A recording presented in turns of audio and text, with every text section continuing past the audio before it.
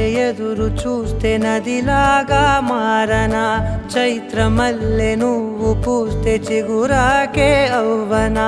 నన్నే వరించే యువరాజును అంట నీ